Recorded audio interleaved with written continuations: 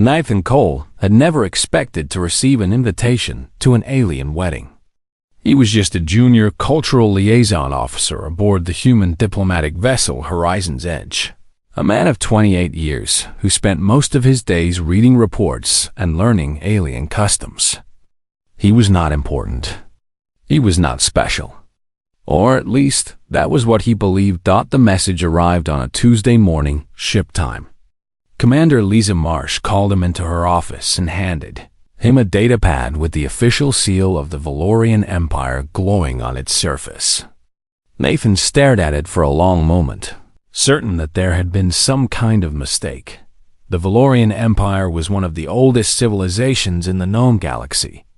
They had been traveling between stars when humans were still living in caves and hunting with spears. Their technology was beyond anything humanity had achieved. Their culture was rich and complex, and they rarely invited outsiders to their most sacred events. Yet here was an invitation to the royal wedding of Crown Princess Valera, daughter of King Zorth, ruler of 17 star systems and protector of the ancient bloodlines. Commander Marsh explained the situation in simple terms. Humanity needed to send a representative, someone who understood alien customs, someone who could watch and learn without causing problems, someone who would not embarrass the human race on the galactic stage. Nathan fit all of these requirements. He had spent 5 years studying the cultures of different species. He spoke 3 alien languages. He had a talent for staying calm in strange situations. Most importantly, he knew how to keep his mouth shut when necessary. The journey to Valoria Prime took 12 days. Nathan spent most of that time reviewing everything he knew about Valorian customs. He learned about their greeting rituals, their dining etiquette, their religious beliefs, and their strict codes of honor. He memorized the names of important nobles and practiced the proper forms of address. When the Horizon's Edge finally dropped out of faster-than-light travel near the Valorian home world, Nathan pressed his face against the observation window like a child seeing snow for the first time. Valoria Prime was beautiful beyond words. The planet glowed with soft blue and silver light. Its surface was covered with vast forests of crystalline trees and oceans that sparkled like liquid diamonds. Orbital stations shaped like flowers floated around it, each one home to millions of beings. A shuttle carried Nathan down to the surface, where he was met by a Valorian official named Tareth. The alien was tall, nearly 7 feet, with silver-blue skin that seemed to shimmer in the sunlight.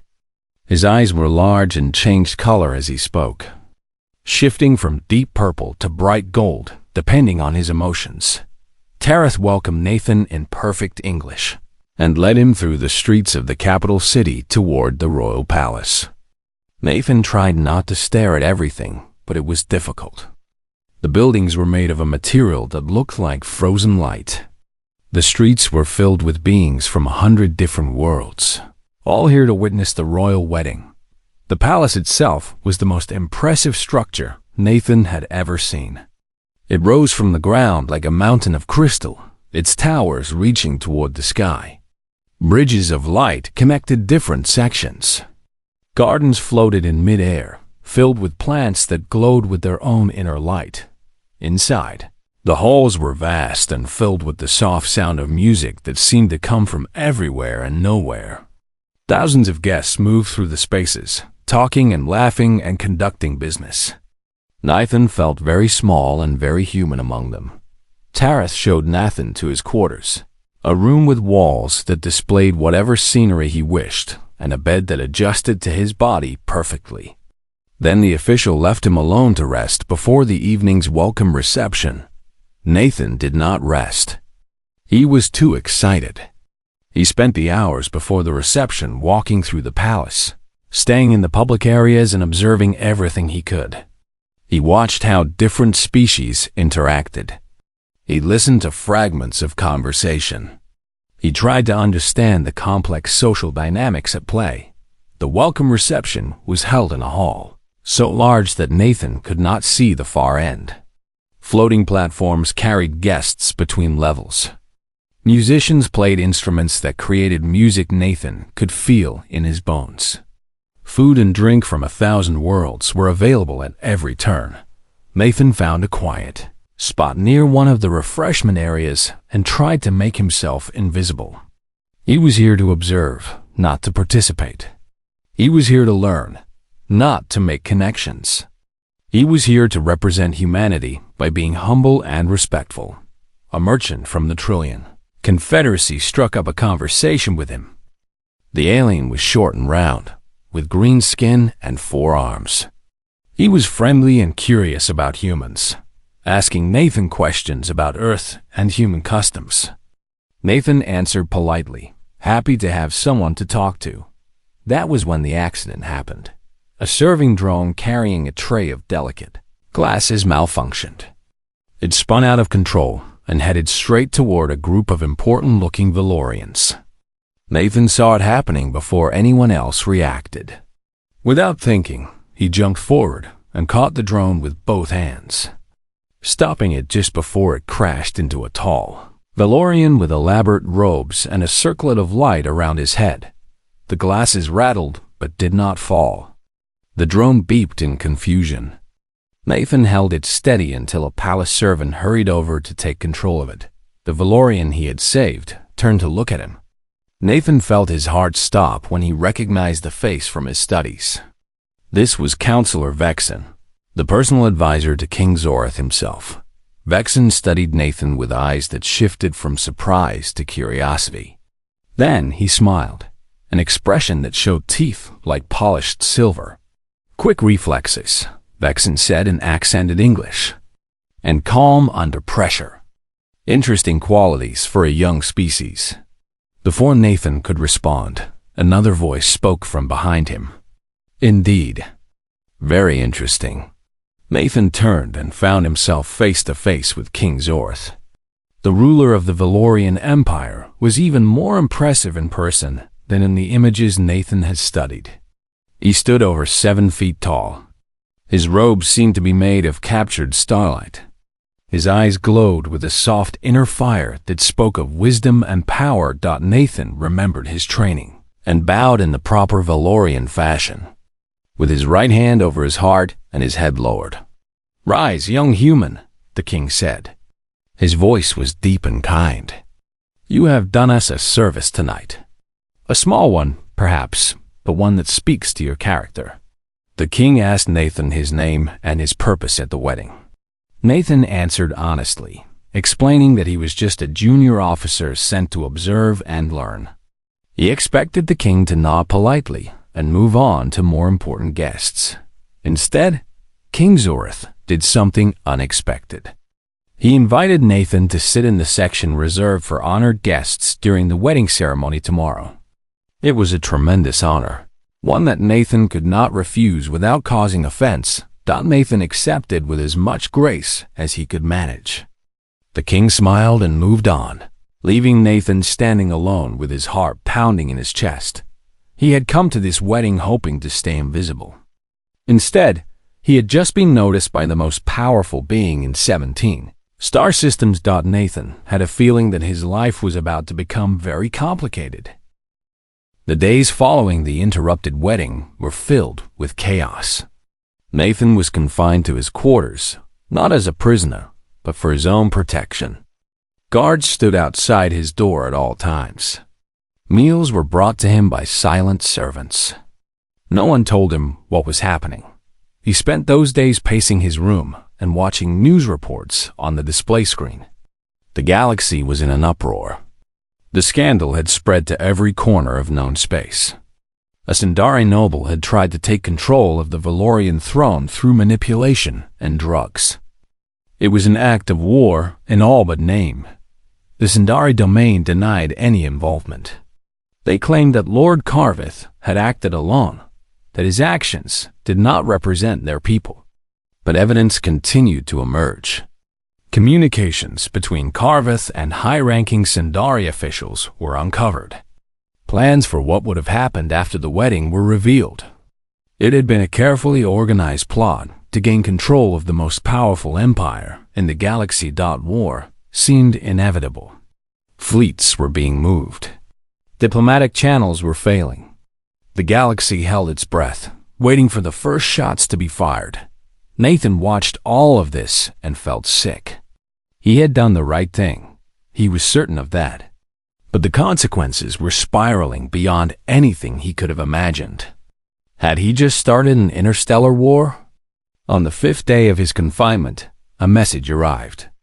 King Zorath requested his presence in the throne room. Nathan dressed carefully and followed the guards through the winding corridors of the palace.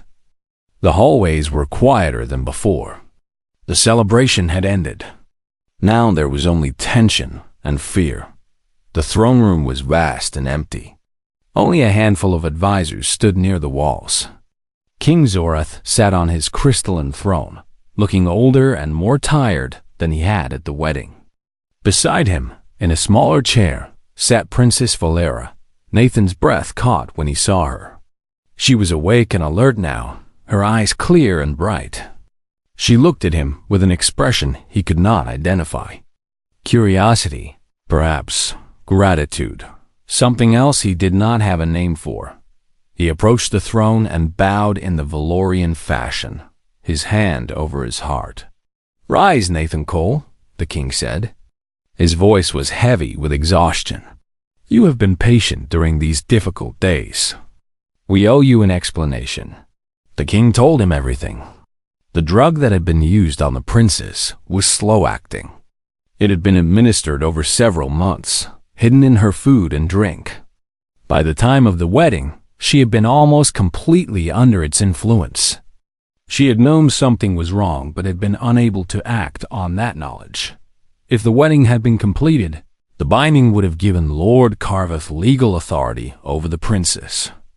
As her husband, he would have had power over her decisions, her property, and eventually her throne. The Zendari domain would have controlled the Valorian Empire through him. Nathan had stopped all of that. One human, from a species barely a century into space travel, had seen what no one else had seen and had found the courage to speak. "You saved my daughter," King Zorath said. "You saved my empire. You prevented a war that would have cost billions of lives." Nathan did not know what to say. He had not thought about it in those terms. He had simply seen something wrong and had acted. In Valorian culture, the king continued, such a debt cannot go unpaid. We have strict codes of honor that date back to the beginning of our civilization. When someone saves a member of the royal family, when someone prevents a great catastrophe, they are owed something of equal value. Nathan began to understand where this was going. He felt his heart start to race. "There is only one thing I can offer that matches what you have given," the king said. "I offer you my daughter's hand in marriage." The words echoed in the silent room. Nathan stared at the king, unable to speak. This could not be happening. This was insane. He was nobody. He was just a junior officer from a young species. He could not marry a princess. "Your Majesty," he finally managed to say, "I am honored beyond words. But I cannot accept. This is too much. I did what anyone should have done. I do not deserve such a reward." He expected the king to nod and accept his refusal. Instead, something else happened. Princess Valera stood up from her chair and walked toward him. Her steps were graceful, her eyes fixed on his face. She stopped just a few feet away and looked at him with those color-shifting eyes. "You do not think you deserve this," she said. Her voice was clear and musical. "You see yourself as ordinary. You think you just did what was right. But that is exactly why you are worthy." Nathan did not understand. He said so. Valera smiled. It was the first real smile he had seen on her face. "When I was under the influence of the drug, I was aware of everything that was happening. I could see and hear, but I could not control my own body. I watched myself walk toward Lord Carveth. I felt my lips speak words I did not mean, and I screamed inside, hoping that someone would notice. Her eyes glistened with moisture. Nathan had not known that Valorians could cry. No one noticed, she continued. Not my father. Not my advisors. Not the thousands of guests from 100 worlds. They all saw what they expected to see. They all assumed that everything was as it should be. Only you saw the truth. Only you have the courage to speak. She reached out and took his hand. Her skin was cool and smooth, unlike anything human. I am not being given to you as a prize, she said. My father has offered, but the choice is mine. That is our law. And I choose you, Nathan Cole, not out of obligation, not out of duty, but because I have seen your heart, and it is good. Nathan looked into her eyes and saw something there that made his objections feel small and foolish. He saw hope. He saw the beginning of something new. I do not know your customs, he said. I do not know how to be a prince or a consort or whatever I would become. I am just a human. I have so much to learn. Then we will learn together, Valera said. Is that not what a partnership should be? Nathan looked at the king, then back at the princess. He thought about his life before this moment. He thought about all the reports he had read, all the customs he had studied, all the days he had spent feeling ordinary and unimportant. He had come to this wedding expecting to be invisible. Instead, he had found something he had never expected. If you are certain, he said slowly, then I accept. But not as a debt repaid. As a beginning. A chance to build something new between our peoples. Valera's smile grew wider. Her eyes glowed with a light he had not seen before. The bonding light, he realized. The light that indicated genuine emotion and willing consent. Then, it is agreed, King Zorath said. There was something in his voice that sounded like relief, and something else that sounded like hope. The wedding will take place in 1 month's time. But first, Nathan Cole, you must prove yourself worthy in the eyes of our people. Nathan's stomach dropped. Prove myself? How? Through the trial of ascension, the king said. It is an ancient custom. Anyone who wishes to join the royal family must complete 3 challenges. They test the mind, the body, and the spirit. No outsider has ever attempted them. They were created by Valorians, for Valorians. Nathan understood what the king was not saying. The trials would be nearly impossible for him. They might kill him. But if he refused, he would never be accepted by the Valorian people. Valera's reign would be forever tainted by doubt. He looked at the princess. She looked back at him with concern in her eyes. She would not force him to do this. She would understand if he refused. But Nathan thought about the kind of person he wanted to be. He thought about doing hard things because they were right. He thought about proving that humans could stand beside any species in the galaxy. When do I begin? He asked. The king smiled. It was the first smile Nathan had seen on his face. In 3 days, Zorath said. Use the time to prepare. You will need every advantage you can find. Nathan nodded and squeezed Valera's hand gently before letting go. He had saved the princess. Now he had to earn the right to stand beside her. The real challenge was just beginning. Nathan did not sleep well that night. He lay in his comfortable bed and stared at the ceiling, which displayed a perfect image of the Valorian night sky. Stars he did not recognize twinkled above him. Moons he had never seen crossed the darkness. He kept thinking about the king's invitation. It was an honor, yes, but it was also a risk. Every eye in that ceremony hall would see him sitting among the honored guests. Every alien in attendance would wonder why a young human had been given such a position. If he made even one mistake, it would reflect badly on all of humanity. Morning came too quickly. Nathan dressed in his best formal uniform, a simple black suit with the emblem of the Human Diplomatic Corps on his chest. He ate a small breakfast because his stomach was too nervous for more. Then he made his way to the great ceremonial hall. The hall was even more impressive than the reception space from the night before. It was shaped like the inside of a flower, with curved walls that rose to a point high above. Light poured in from openings that seemed to exist in other dimensions. 10,000 guests filled the space, standing on floating platforms that arranged themselves according to importance, and rank. Nathan was guided to a platform near the front, close to the raised stage where the ceremony would take place. He was surrounded by alien nobles wearing clothes that cost more than his entire yearly salary. They looked at him with curiosity and some with amusement. A human at a Valorian royal wedding was a strange sight indeed. The ceremony began with music. Deep, resonant tones filled the air, vibrating through Nathan's body. Lights shifted and changed, creating patterns that told stories in a visual language he did not fully understand. Then the groom entered. Lord Carveth of the Sindari domain walked onto the stage with the confidence of someone who believed he owned the universe.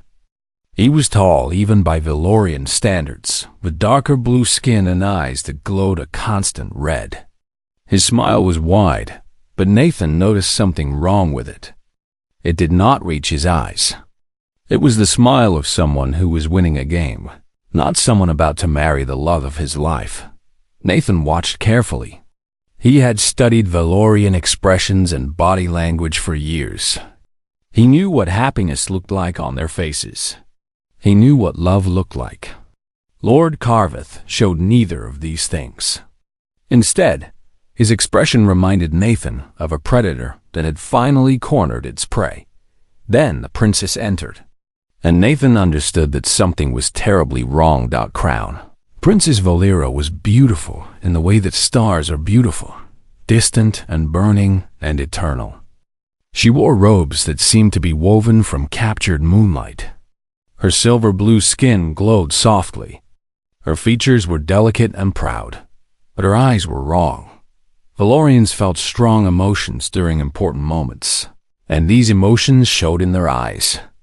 During a wedding, both partners were supposed to display the bonding light, a bright glow that indicated genuine love and consent. Every Valorian wedding Nathan had studied mentioned this light. It was considered essential. Princess Valera's eyes were dim. They showed no light at all. They showed nothing at all. Nathan watched her walk toward the stage. Her movements were stiff, mechanical. She walked like someone who was forcing herself to move forward. Her face showed no emotion. Her hands hung limply at her sides instead of being held in the traditional position of joy. The guests around Nathan did not seem to notice.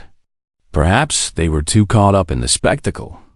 Perhaps they simply did not know what to look for.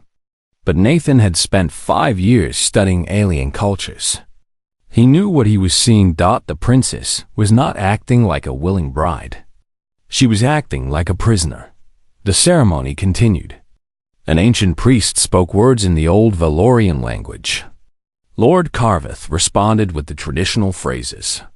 His voice was strong and confident. His eyes never left the princess, and in them Nathan saw hunger and ambition, not love. When it was the princess's turn to speak, her voice was flat. She said the words, but they had no feeling. They sounded rehearsed, forced, empty. Nathan's heart was pounding. Something was wrong here. Something terrible was happening, and no one else seemed to see it. He wanted to say something, to do something, but what could he do? He was just a junior officer. He was just a human. He had no authority here. The priest reached the most important part of the ceremony. In the Valorian tradition, before the final binding words were spoken, an opportunity was given for objections. It was an ancient custom, rarely used but still observed. If any present know of a reason why this union should not proceed, the priest said, let them speak now. Silence filled the hall. 10,000 beings held their breath. Nathan looked at the princess. Her eyes were empty. Her face was blank. She stood beside Lord Carveth like a statue, not like a living being about to begin a new life with someone she loved. He thought about his training.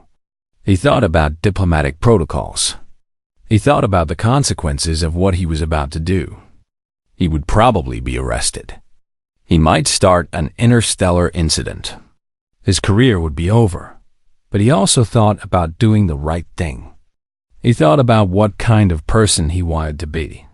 He thought about standing by while something terrible happened when he could have stopped it. Nathan stood up. The movement drew every eye in the hall. Gasps rippled through the crowd. The priest stopped speaking. King Zorath leaned forward on his throne, his expression unreadable. Lord Carveth's red eyes fixed on Nathan with sudden hatred. Nathan's voice was steady when he spoke. He had never been more terrified in his life, but his voice did not shake. I object to this union. The silence that followed was absolute. Nathan could hear his own heartbeat. He could feel the weight of 10,000 stares. On what grounds? The priest asked, his voice cold. Nathan pointed at the princess. Look at her eyes. In every text I have read about Valorian weddings, the bonding light is described as essential.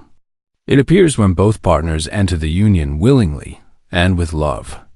The princess shows no bonding light. Her eyes are empty. Murmurs spread through the crowd. Some guests leaned forward to look at the princess more closely. According to the ancient laws of Valoria, Nathan continued, a marriage without the bonding light is not valid. It indicates the absence of genuine consent. I may be just a human, but I can read. Your own laws protect against forced unions. Lord Carveth stepped forward, his face twisted with rage. How dare you? This is an insult to the Sindari domain. This human has no right to speak here. But King Zorath raised his hand, and silence fell again. Let him speak, the king said. His eyes were on his daughter now, and Nathan saw something there. Concern, fear, a father looking at his child and realizing that something was wrong. Examine the princess, Nathan said. Scan her for foreign substances. I believe she has been drugged. I believe this entire wedding is a manipulation. I may be wrong, and if I am, I will accept any punishment you see fit. But if I am right... He did not need to finish the sentence. King Zorath gave an order. Medical drones descended from hidden compartments and surrounded the princess. They scanned her for several long seconds. Then one of them projected its findings for all to see. The princess had been given a rare compound called silentium. It suppressed free will and higher emotions. It made the victim compliant and obedient. It was illegal in every civilized system. Lord Carveth tried to run. He made it 3 steps before the royal guards seized him. His protests of innocence echoed through the hall, but the evidence was clear. Further scans found traces of the compound in his personal quarters, along with communications proving he had planned the entire scheme. The wedding was stopped. The princess was taken away for treatment. Lord Carveth was dragged to the dungeons, and Nathan stood alone on his platform, surrounded by 10,000 aliens who were all looking at him with expressions he could not read. He had done the right thing. He had saved the princess. But as he stood there in the echoing silence, he had no idea what would happen next. The only thing he knew for certain was that his life would never be the same. News of the engagement spread across the galaxy faster than light itself could travel. Every news network, every communication channel, every whispered conversation seemed to be about the same thing. A human was going to marry into the Valorian royal family. A member of a young species that had only discovered faster than light travel a century ago was going to become part of the oldest bloodline in known space. Some celebrated the news. They saw it as a new era of cooperation, a bridge between humanity and the established powers of the galaxy. They spoke of hope and progress and the breaking down of ancient barriers. Others were horrified. The noble houses of Valoria protested openly. How could their princess marry an alien? How could their throne be shared with a being from a species so young and crude? They demanded that Nathan prove himself through the trial of ascension, knowing that no outsider had ever completed it. Knowing that it would likely kill him, Nathan spent the 3 days before the trial in intense preparation. Valera visited him every day, teaching him what she could about the challenges he would face. The king's advisors provided him with historical records of previous trials. He studied every detail, looking for any advantage. The first challenge was called the Puzzle of Eternity. It was an intellectual test, a mathematical theorem that had stumped Valorian scholars for over 2,000 years. Nathan would be given 7 days to solve it. If he failed, he would be declared unworthy. When Nathan first looked at the problem, his heart sank. The mathematics involved were far beyond anything humans had developed. The equations used symbols he did not recognize. The concepts required an understanding of physics that his species had not yet achieved. For the first 2 days, he stared at the problem without making any progress. The Valorian nobles watched through observation screens, whispering to each other with satisfaction. The human was going to fail. It was only a matter of time. But on the 3rd day, something changed. Nathan stopped trying to solve the problem the Valorian way. He started looking at it from a human perspective. Humans were not the smartest species in the galaxy. They did not have the longest history or the most advanced technology. But they had something else. They had a talent for looking at problems from unexpected angles. They called it lateral thinking, the ability to make connections that others missed. Nathan rewrote the problem using human mathematical notation. He broke it down into smaller pieces. He ignored the traditional approaches that Valorians had used for millennia and tried something completely different. On the 6th day, he found the answer. The solution was elegant and simple once you saw it. The Valorian scholars had been too close to the problem, too bound by their own traditions. They had assumed certain things that were not actually necessary. Nathan had thrown away those assumptions and found a path they had never considered. When he presented his solution to the Council of Scholars, they were silent for a long time. Then the oldest among them, a Valorian who had been studying mathematics for 3 centuries, began to laugh. It was not a mocking laugh. It was a laugh of pure joy and surprise. The human had solved the puzzle of eternity. The first challenge was complete. The second challenge was called the Survival Walk. Nathan would be transported to the most dangerous moon in the Valorian system, a place called Kethros, and left there for 1 full lunar cycle. He would have no weapons, no communication devices, no outside help. He would have to survive using only his wits and whatever he could find. Kethros was a nightmare made real. The atmosphere was thin and cold. The terrain was covered with sharp rocks and deep crevasses. Predators roamed the surface, creatures that had evolved to kill anything they encountered. No human had ever set foot on Kethros. Many Valorians who attempted the survival walk never returned. Nathan was dropped onto the surface with nothing but the clothes on his back. The shuttle that brought him flew away, leaving him alone under an alien sky. The first night was the hardest. Temperatures dropped to levels that would kill a human in minutes. Nathan found a cave and blocked the entrance with rocks. He gathered dry plant material and created insulation for his body. He kept moving through the night, doing exercises to keep his blood flowing. The days that followed tested him in ways he had never imagined. He learned to find water by following the behavior of small creatures. He learned which plants were safe to eat by observing what the local animals avoided. He learned to hide from predators, using his scent and his movements to stay beneath their notice. Humans had evolved on a dangerous planet. For millions of years, they had survived ice ages and droughts and predators much larger than themselves. They had done it not through strength or speed, but through endurance and adaptability. Nathan drew on that ancient heritage now. He was injured several times. Cuts and bruises covered his body. He broke 2 fingers when he fell into a crevasse. He went days without food when hunting proved impossible. But he kept moving. He kept surviving. When the shuttle returned after 1 lunar cycle, the Valorians who came to collect him expected to find a corpse. Instead, they found Nathan sitting on a rock, thin and battered, but very much alive. The second challenge was complete. The third and final challenge was called the Memory Pool. It was a test of spirit, a confrontation with one's own deepest fears and failures. The pool was a psychic construct created by ancient Valorian technology. Those who entered it were forced to relive their worst moments, to face the darkest parts of themselves.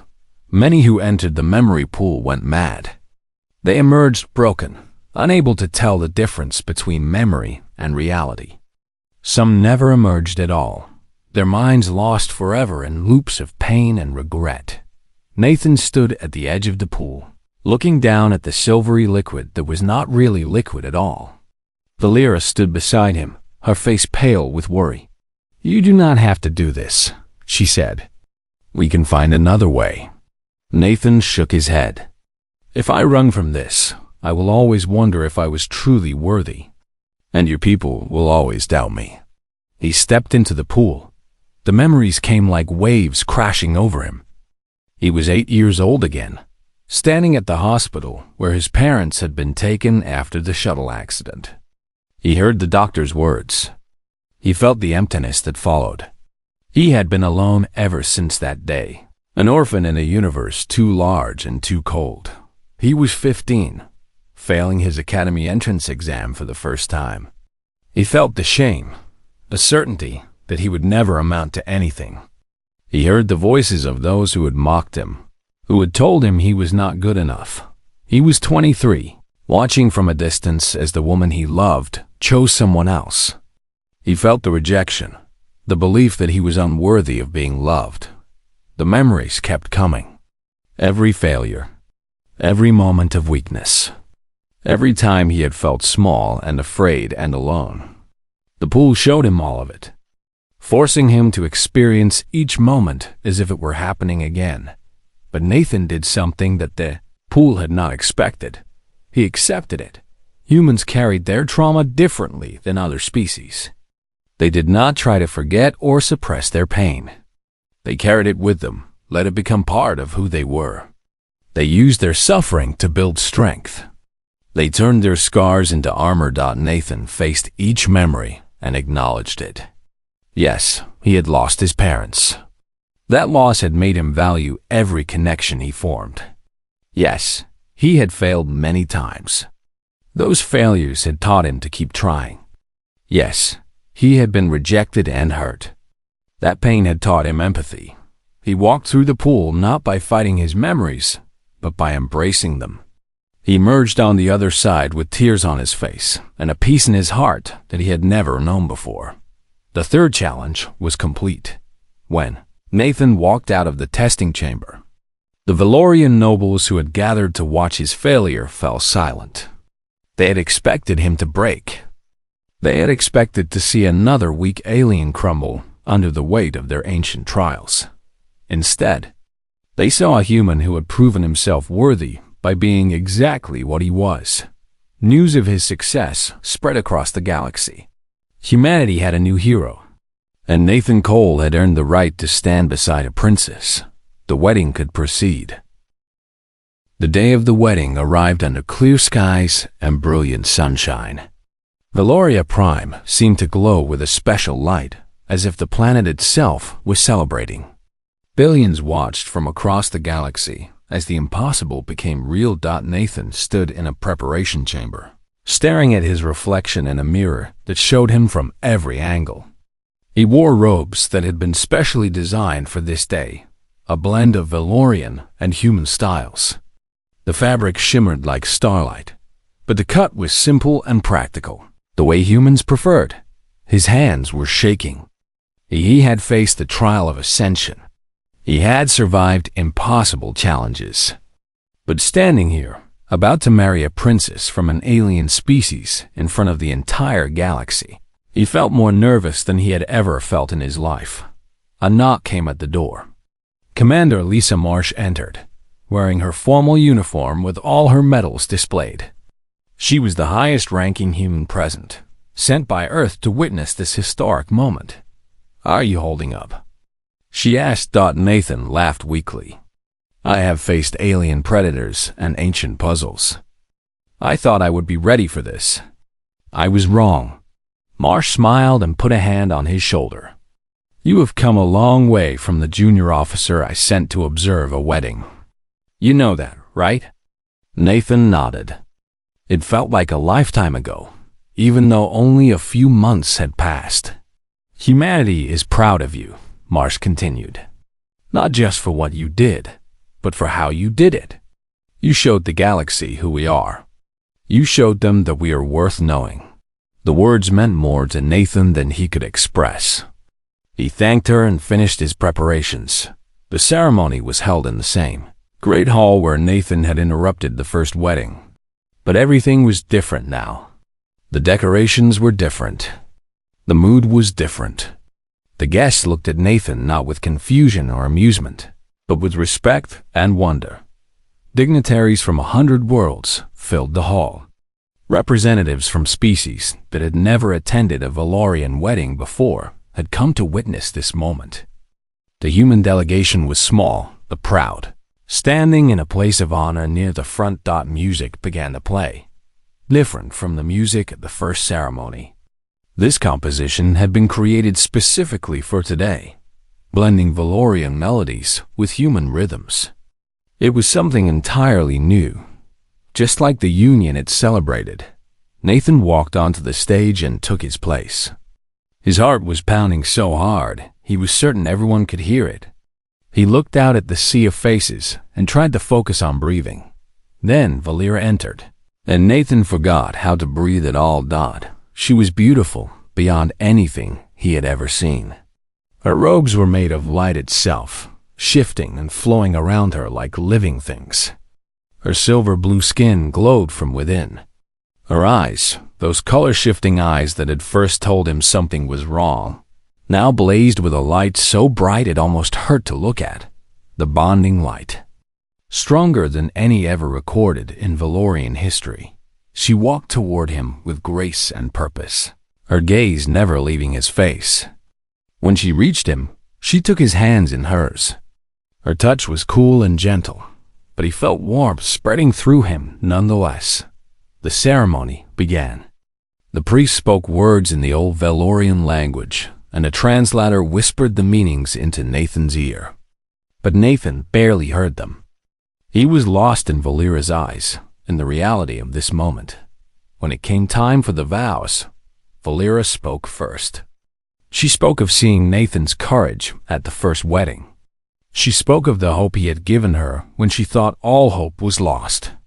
She spoke of learning about humanity through him and finding qualities she admired: resilience, compassion, the refusal to give up even when the odds were impossible. Then it was Nathan's turn. He had prepared a speech, but when he opened his mouth, different words came out. "I came to this world expecting nothing," he said. "I was nobody special, just a young officer from a young species, hoping to learn something. I never imagined that I would find a home here. I never imagined that I would find you." He looked at Valera and saw tears glistening in her eyes. "My people have a saying," he continued. "It goes like this: home is not a place. It is the people you choose to share your life with. I choose you, Valera. I choose this life. I choose to stand beside you, to support you, to learn from you and with you. Not because of duty or honor or political advantage, but because when I look at you, I see someone I want to spend my life knowing." The hall was silent. Then, slowly, the bonding light that had been glowing in Valera's eyes began to appear in Nathan's as well. It should have been impossible. Humans did not have the biology for it. But there it was, a soft glow that everyone could see. The priest finished the ceremony with trembling hands. He had never seen anything like this. No one had. When Nathan and Valera sealed their union with a kiss, the light between them flared bright enough to fill the entire hall. 10,000 guests gasped as one. Something ancient and powerful was happening, something that even the oldest beings present did not fully understand. The celebrations that followed lasted for 7 days. Nathan met more beings than he could count. He danced to alien music. He tasted foods from worlds he had never heard of. He laughed and talked and shook hands and exchanged greetings in a dozen languages. But the best moments were the quiet ones. Sitting with Valera on a balcony overlooking the Crystal City, walking through the palace gardens hand in hand, learning about each other not as representatives of their species, but as two individuals building a life together. In the years that followed, Nathan became more than a prince consort. He became a bridge. When conflicts arose between species, Nathan was often called upon to mediate.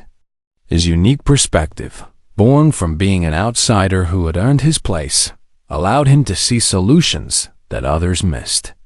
He helped draft treaties that ended wars. He facilitated conversations between enemies. He showed the galaxy that understanding was possible, even between the most different beings.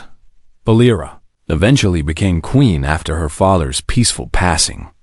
Nathan stood beside her, not as a ruler in his own right, but as her partner and her support. He never forgot where he came from. He never forgot that he was human. They had 3 children together. The births were considered impossible by Valorian scientists, but life had a way of finding solutions that science could not predict. The children carried the blood of 2 species, the first of their kind. They were proof that the future did not have to look like the past. Historians would later mark Nathan's arrival on Valoria Prime as the turning point in human history. Before him, humanity had been a curiosity, a young species stumbling through a galaxy full of ancient powers. After him, humanity was seen differently, not as the strongest or the oldest or the wisest, but as something else, something valuable. Humans were brave. They saw what was right and acted on it, even when acting was dangerous. They faced their fears and kept going.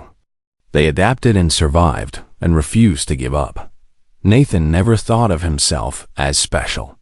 Even as he grew old, even as his name became legend, he insisted that he was just a man who had done what anyone should have done. He had seen something wrong and had spoken up. That was all, but that was exactly what made humans worth knowing. That was exactly what had changed everything. And it had all started because one ordinary man refused to stay silent at an alien wedding. The end.